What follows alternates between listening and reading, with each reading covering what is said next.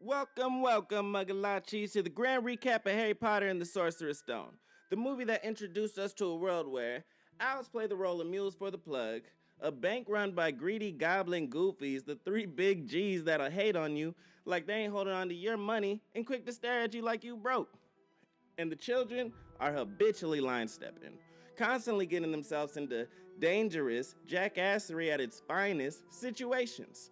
But what's not to love? It's the early 2000s, right? So we kick things off with our hero, Harry Potter, doing a dime in the correctional facilities of underneath his auntie's staircase, because apparently the big OG, triple OG, wizard of all time, couldn't be bothered to check on the little homie, put no money on his books for food, presents, or nothing.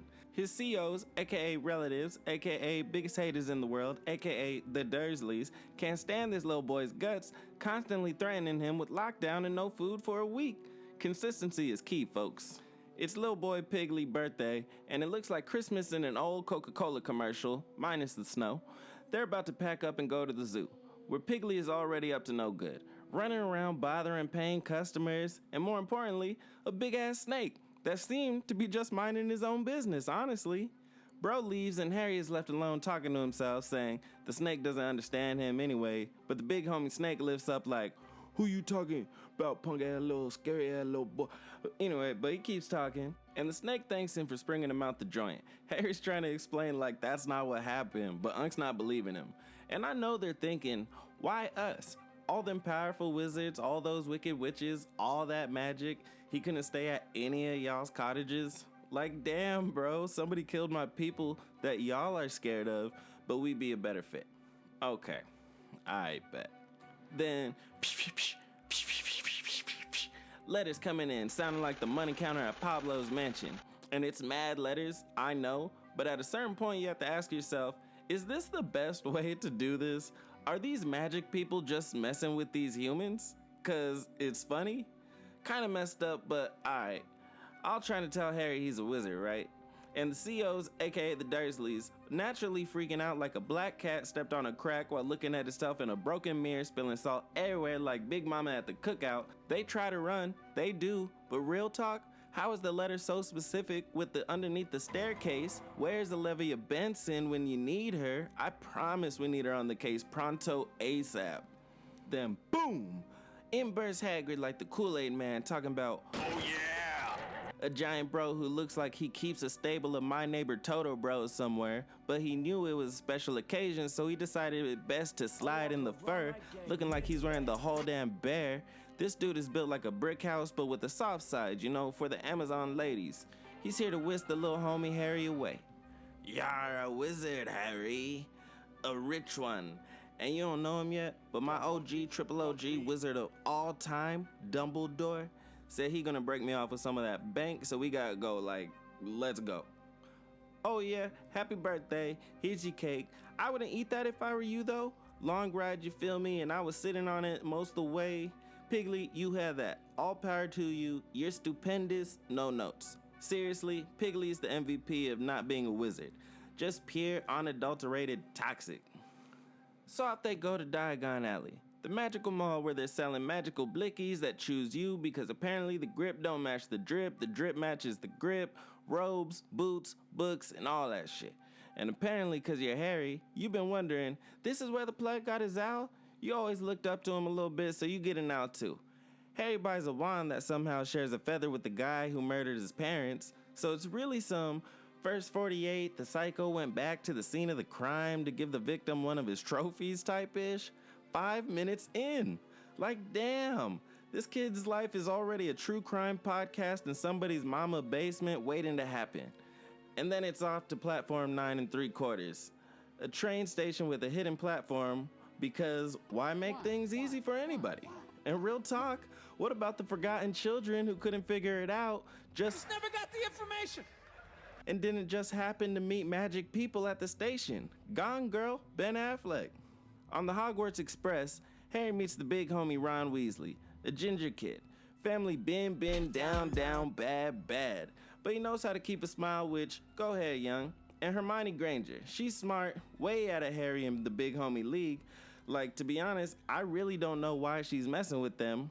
My main man, head alpha dog Giga Chad Malfoy, who's been a problem in the streets, is just a card ahead talking slick. But I digress. But they can already tell before she even opens her mouth, she's going to be saying some slicker than old cartoon banana peel shit. Harry wants to give her a chance, and as soon as she tries, she opens her mouth just to say something like, "Honestly, you two, don't you know the basic charms? It's on page 12 of the standard book of blah blah blah blah." Elementary. Big homie Ron's like, "Is that a chocolate frog?" Because he's like Sokka from Avatar, and that one-track mind is only headed for some food with his big back self. This kid would trade George and or Fred for a hot plate. Anyway, they arrive at Hogwarts, and everybody's tripping, but you know little homie Harry's big tripping because during his dime, he's been getting it out the dirty, funk, nasty mud on his "it's not the best life, but it's my life" in the closet underneath the staircase. So he's like, bro, the fuck? Fresh out the dirt, fresh off the boat to the sorter hat, which is basically your judgmental ass granddad that's like, "Oh, you soft as Charmin, huh? Hufflepuff. Next. Snakes in the grass don't last. What? Slytherin. Bro, what are you talking about? I don't think you're gonna make an impact in yours, Hogwarts, or anybody's life. Ravenclaw." And then, just like that cousin you have that can't do any wrong in his eyes, "Oh, you wanna be in Gryffindor? Why didn't you just say so, little wizard? Damn, Gryffindor." Mind you, this is all being said with a "I haven't just been smoking them, but I've been eating my cigarettes for the past 100 years" voice. And I know everybody is here thinking, we've been here 10 seconds and the famous kid already got to choose his own house? Wow. Oh, okay. Fresh off the boat in front of everybody, huh? And I don't want to push a button or gaslight on hot issues, but this is wizard privilege, right? So Harry, Ron, and Hermione all get sorted into Gryffindor, aka the house for badass kids that brought wardrobes filled with nothing but problems to your institution. But we gotta look out for Slytherin though, right? Like, get the F out of here. Classes begin and immediately starts teaching everybody how to make them grams float. Teach thought they wasn't peeping that feather act, but they were. And Wingardium Leviosa, not Leviosa. Like, get it right, Ron. If we get it right, you get it right too. And then Harry discovers he's a natural at Quidditch, which, as every kid growing up in the inner city knows, you're either going to the league or you're letting them birds fly. You dig? But the little homie Harry's like, "Only thing I'm letting fly is this broom," and points on that scoreboard after I catch that snitch and lock his ass in a box. Real sicko shiz Harry's on. He's basically the Michael Jordan of broom sports, just swap out wands for cigars and a crippling gambling addiction for a childhood lost. Also, they learn that Snape, the potions master, a full-grown adult like Harry ain't 10, can't stand this little boy either. Like Harry ain't 10. And I know y'all have to have given little bro complexes that are too complicated for this should have been in 5th grade little boy. The therapy that is going to be required to save the little homie is going to be nuts, and I haven't heard any mention yet of one professor of the dark therapeutic arts. Not once. Which by the end of this series, y'all are going to understand how I think everybody's entitled to some answers. But I'm getting way ahead of myself. Before we continue the story, I'd like to read a diary entry from Hermione Granger. Things are pretty much normal as is. If you normally dream fudged up shiz. Like goblins, ghouls, and dumbass kids running around with what I believe is too much damn power. By Hermione Granger. But now it's Halloween when the big homie Ron, for some reason, goes heartbreaker mode and makes Hermione cry. Got my main girl in the bathroom talking about, "Don't hurt me again. Don't hurt me again." On her slick Rick teenage love tip. And honestly, it wasn't even that bad. Ron just mumbled something about her being annoying, but we all know that one kid who really isn't trying to break you, he's just pointing it out and it hurts like, why'd you say that? And you got one absolute jobber come running through talking about, "There's a troll in the basement." Like, shouts out to the actor for that, bravo. But has the nerve after scaring these children half to death to pass out so he don't have to deal with the mental scarring. But before he passes out, he says, I thought you want to know. Thought we'd want to know? And then a mountain troll decides to crash out in the girls' bathroom because nothing says girls can be girls here. Like a sweaty, giant, smelly dude monster popping out like somebody's drunk ass uncle that walks around in nothing but some stretched out drawers and a beater he don't wash and had it so long it tore in the middle, so he just rocks it like an old brown leather vest on y'all ass. Harry and Ron gather up all the YN energy they could muster and screaming, Hermione, move! And she's looking at them exactly like she should be looking at them. Like, duh, bro, ugh. But they don't have no magic yet, cause they're 10. So they go old school with the wood throwing and name calling like Snape been teaching straight out the Ned's Declassified School Survival Guide. Nothing's working, so like the true crash out he is, little homie Harry grabs the Trolls Club, climbs up, sticks his brand new, just bought with his trust fund schmoolies he got from his mom and pops he never got a chance to meet, wand up the homie's nose, bing bang boom, Troll got him by the leg, but the big homie Ron shows why he's the big homie and Wingardium Leviosa, not Leviosa, the club about his hands. Kinda nice. Club falls, clocks dude on the head, and we good, we out. So now, these three, fresh off the near-death experience express, suddenly thick as thieves like they survived that 10-year bid with Harry together. Hermione's all smiles like that troll was the free AI therapy session she had been needed because there's no certified by the Wizardry of Magic qualified dark therapeutic arts teacher. They take the blame together, which is kinda wild because Hermione was the one crying in the bathroom like Erykah Badu just dropped that new heater. But teamwork makes the dream work, or in this case, works they little badasses out of detention, and this just might be me, but the big OG, triple OG had to have saw the whole thing on a magical security camera and just thought, kids will be kids. Like, no, bro, step in. On God, those three are going to blow this bitch up, or worse. And I know you don't want to hear this, OG, but we can't afford the backlash of the Wizardry of Magic. Alright, I'm getting way far gone. I'm gonna bring it back. Fast forward, and it's Christmas time at Hogwarts. Snow everywhere, looking like Drake in the Started From the Bottom music video, all hazy and all that good shit. Harry gets an invisibility cloak anonymously gifted, which is arguably more suspicious than a dude wearing a trench coat with an umbrella in July asking kids if they seen his Hot Pocket. Like, who just sends a magical cloak to a kid with childhood PTSD? But little homie Harry ain't worried.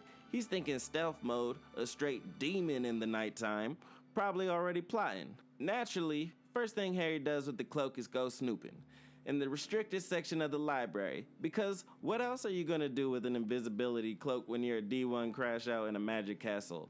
Read the books? Nah.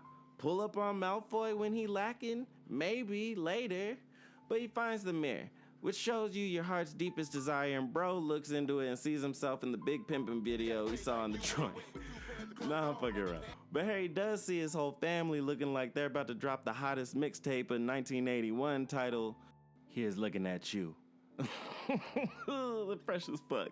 But anyway, it's sweet but also kind of sad, you know, like getting stuck watching somebody else's old family videos. He gets addicted, staring at it every night like it's the last episode of Stranger Things mixed with his least favorite show, The Walking Dead.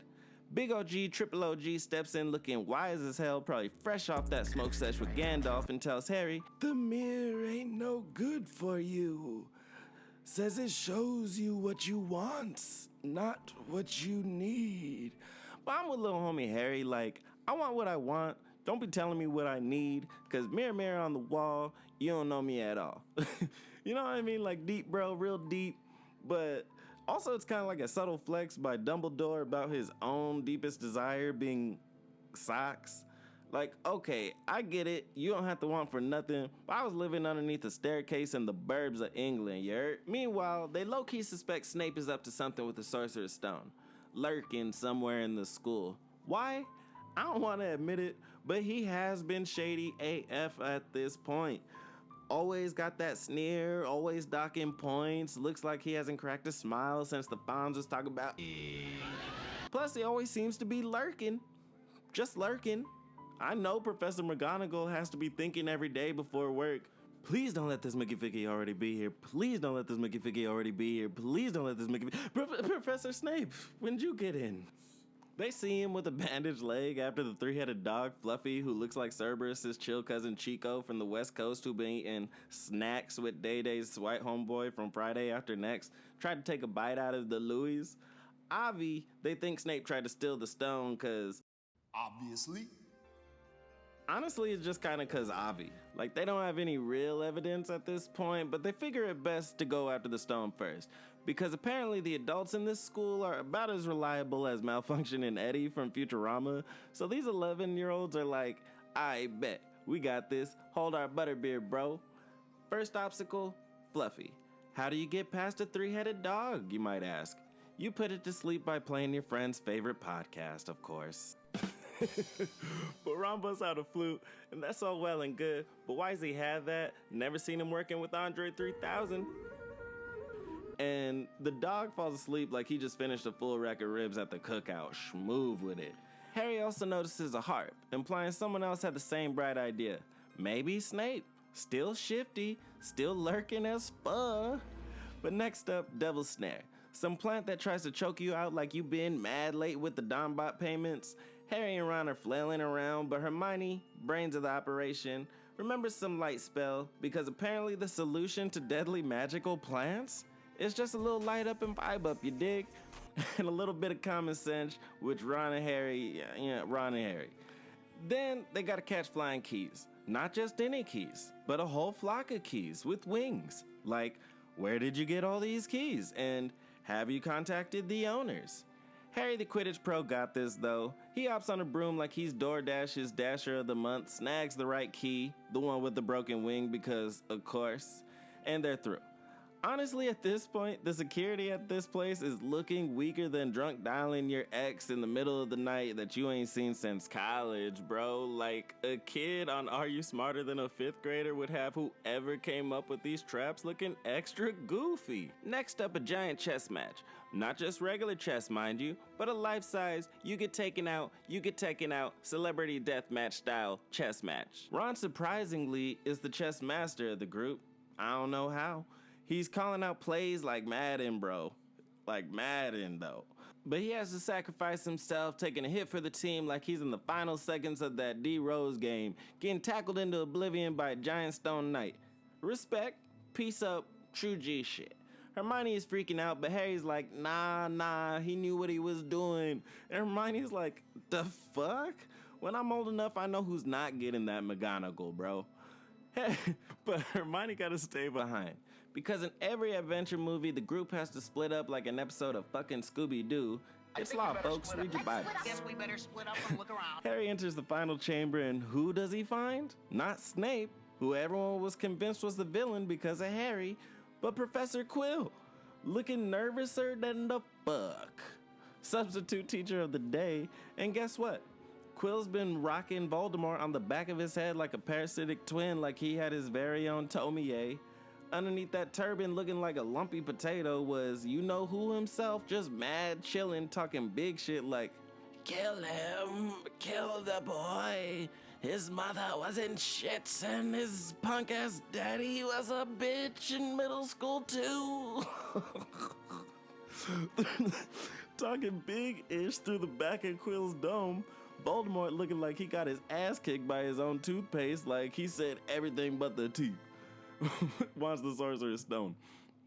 Quill tries to get it from the mirror, but only someone who wants to find the stone but not use the stone can get the stone. And when you know it, the stone pops right into Harry's pocket like the plug came early. Voldemort, or rather the back of Quill's head, is big mad. He starts talking about killing Harry's parents, really leaning into the villain monologue, tries to attack Harry, but when Harry touches Quill, he starts burning up like he's been thrown into a vat of hot sauce straight out of Hot Ones, y'all. Turns out, Harry's got his mama's protection. Some sort of magical force filled of love that Voldemort can't touch. Love. It's not just for Ryan Reynolds in the early 2000s, folks. It can also melt evil professors like when Leela was cosplaying as the Wicked Witch of the West. And here I thought it was only made to make me cry during CBS Good Morning Secret Santa. Quill turns to dust, mounting like Meltman from the Hood classic Kablam. Voldemort's spirit floats away like looking at a rejected Snapchat filter, and Harry passes out like he just ran a marathon in the Mojave Desert. Or maybe he just couldn't handle the sheer absurdity of the situation. Harry wakes up in the hospital wing, looking like he's been on a 3-day bender. Big OG, Triple OG is there, looking smug as hell, explaining everything like he planned this whole damn thing like, OG, where were you? He confirms Quill was processed and possessed. Voldemort is still out there doing Voldemort things, and Harry, by pure dumb luck and literally his mama's love, saved the day. Dumbledore also dropped some wisdom about why he kept the stone hidden at Hogwarts in the first place, basically using Harry as bait, like this little boy ain't 10. Classic OG shit. They have an end of the year feast. Gryffindor wins the House Cup, which I call bullshit because how the hell did they lose 150 points earlier in the movie and still only like 30 points lower than third place? The math ain't mathing, y'all. And Dumbledore awarding them 500 points for being Harry and co. and not getting expelled doesn't really make sense, even though they're probably in last place for 90% of the year because of all that kids will be kids rule breaking. Everyone's cheering like Kendrick just walked out at the Super Bowl, and Malfoy's looking like his sodium levels are at a dangerous call your doctor if the problem persists levels. In my opinion, rightfully so. Like, yeah, he's a little shit, but they all are. So Harry, Ron, and Hermione are all bestas, ready for more magical mayhem next year. They board the Hogwarts Express, aka the Magic School Bus, looking back at the castle like they just survived the craziest summer camp ever, and already looking like they're putting the finishing touches on the plot planning their next scheme. And that, my muggalachis, is Harry Potter and the Sorcerer's Stone. A tale of an orphan boy finds out he's a wizard, makes friends with a redhead and a know-it-all, defeats a possessed professor with a demon lord on the back of his head, and wins a House Cup. All in a year's work. But what's next for the little homies? You'll have to find out next year. But probably more danger, probably more rule breaking, and hopefully more than just a free AI therapy session with a temp troll agent. And once again, I know y'all could have been anywhere in the world, anywhere on the internet, but instead y'all came to kick it with your homeboy Lil. Preach, logging out.